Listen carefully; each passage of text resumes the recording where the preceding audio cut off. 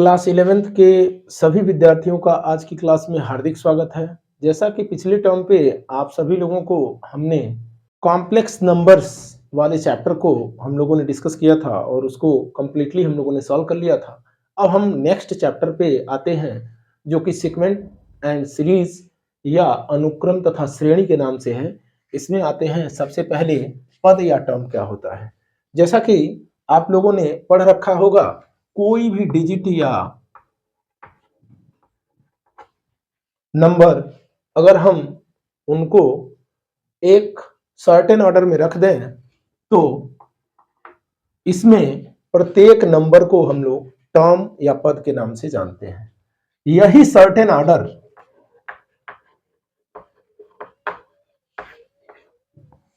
जो certain order है, specific order है, इसको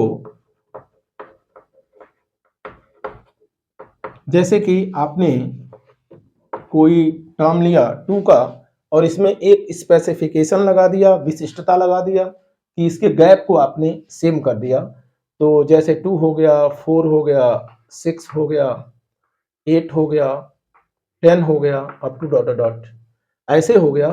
तो जब टर्म्स को एक स्पेसिफिक ऑर्डर में हम रिप्रेजेंट कर लेते हैं तो इस टर्म का जो ग्रुप होता है उसको जो है हम लोग अनुक्रम या सीक्वेंस के नाम से जानते हैं और यही इस चैप्टर में सीक्वेंस कहा जाएगा।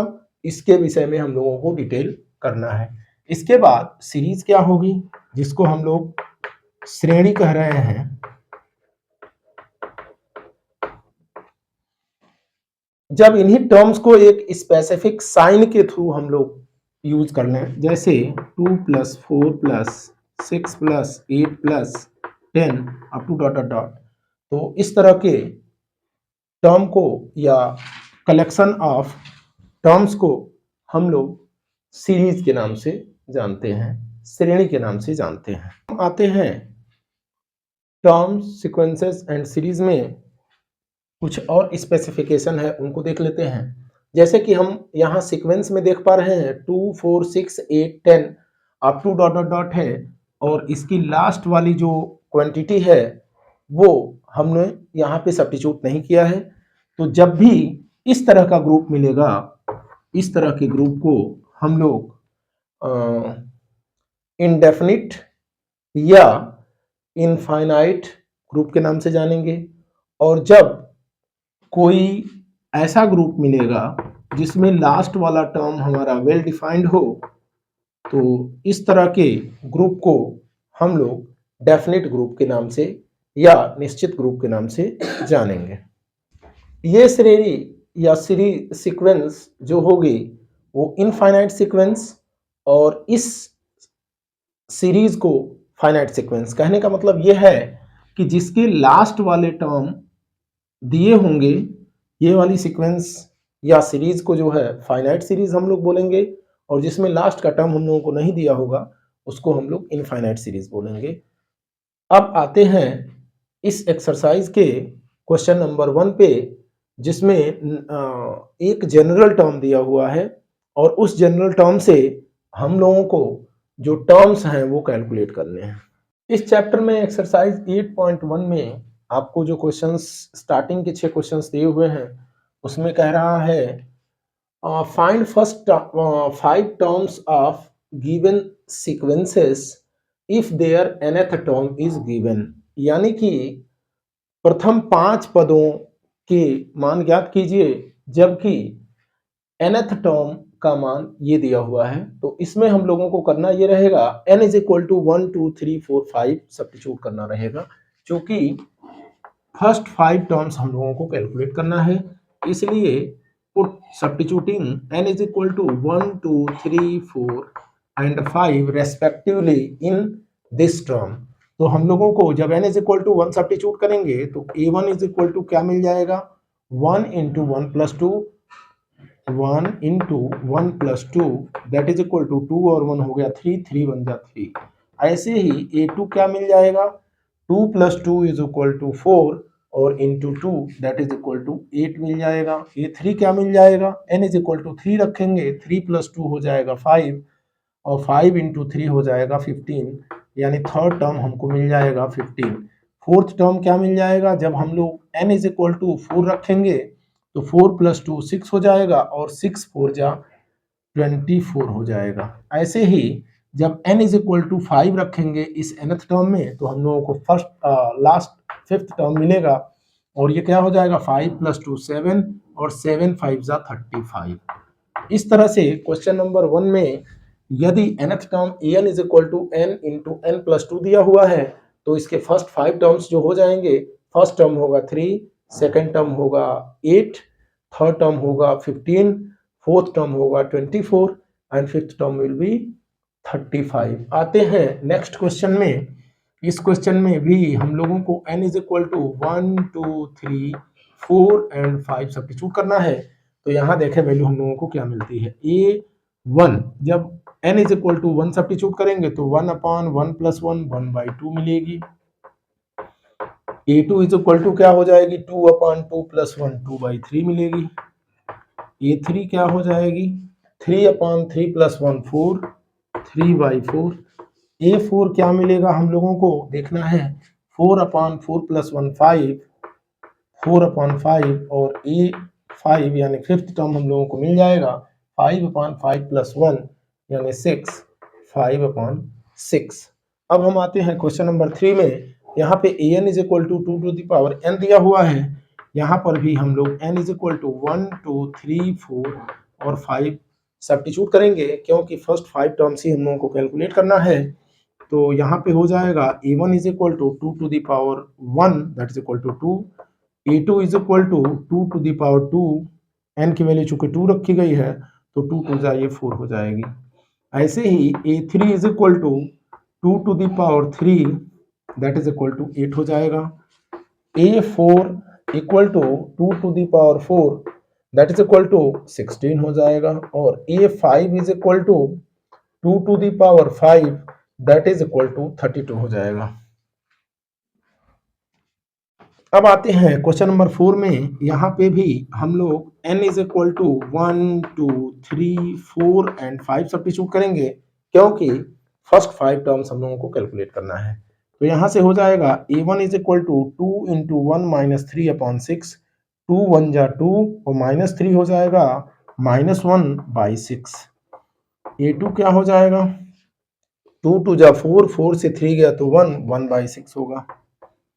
a3 क्या होगा 2 3 जा 6 माइनस 3 हो जाएगा 3 अपॉन 6 और 3 अपॉन 6 को 1/2 भी हम लोग लिख सकते हैं। ऐसे ही a4 जो होगा 2 4 जा 8 माइनस 3 8 से 3 गया तो 5 5 अपॉन 6 हो जाएगा a4 की वैल्यू।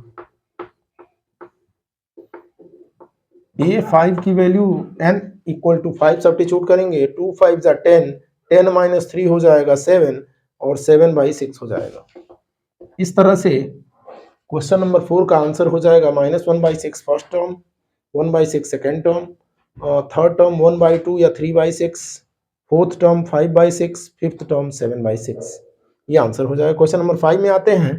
जब क्वेश्चन नंबर 5 में n इज इक्वल टू 1 रखेंगे तो a1 इज इक्वल टू -1 के पावर 1 माइनस 1 और 5 के पावर n प्लस 1 यानी कि -1 के पावर 1 माइनस 1 और into 5 to the power 1 plus 1। अब इसको हम लोग सॉल्व कर लें तो क्या हो जाएगा -1 के पावर 0 और 5 के पावर 2 यानी कि 1 के पावर 0 की वैल्यू हो जाएगी 1 और 5 के पावर 2 की वैल्यू हो जाएगी 25 या 5 के पावर 2 कोई भी लिख सकते हैं।